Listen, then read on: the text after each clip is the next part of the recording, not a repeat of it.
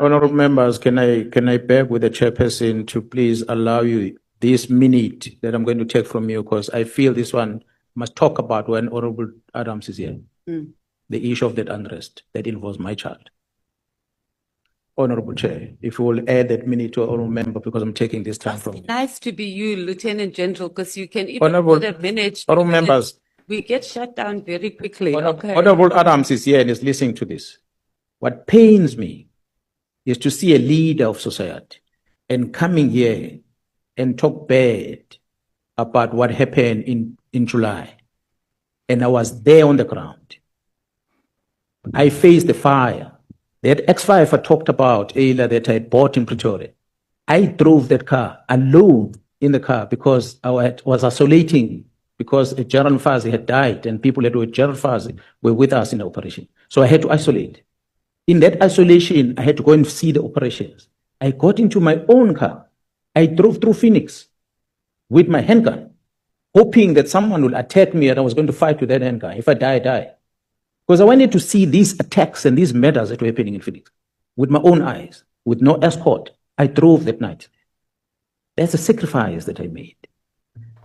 The riot starts and the riot ends, Mr. Adams.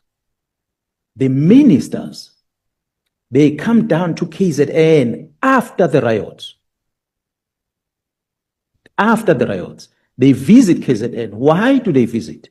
It's because their boss, which is the President of the Republic, is coming to visit the following day to assess the damage.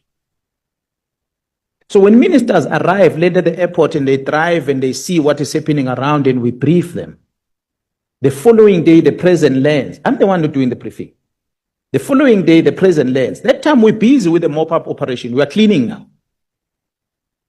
The dust is settled. We are cleaning.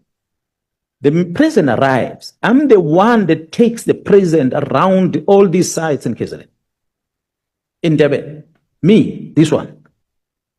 The President is satisfied and he hears the plan of how we're going to deal with this and investigation and so forth. He gets on the aeroplane, he flies out. 2 days later, we are busy with cleanup investigation. There's no riot at all. I then get into the car. I drive with that X5 to Pretoria. And arrive in Pretoria. The following day, my wife gives birth, cesarean section. And she stays in a hospital, Mr. Adams, and she gets out the following day with the stitches in her stomach. I put her in that X5, Mr. Adams. I drive with her and that toddler, 1 year old, for 1,000 kilometers, Mr. Adams. And I leave her with a family. I go to the airplane, I fly back to Durban. I'm not there with a child. I left them like, that's a sacrifice that I don't think anyone will ever make. That's what I contributed in this July unrest. To come here and make it look like I neglected the duty, I prioritized the child over the safety of the citizens. You were not there, sir. I was here. So it is that I want to address because it's a very sensitive thing to me, personally. So if I can do that and someone who's a leader of society doesn't appreciate, I take an offense on it. The facts are there. Timelines of the violence are there. We are not in a business of thumb-sucking dates. We must say the riots happened on this day, it ended on this day what happened, and that day what happened, and that day what happened.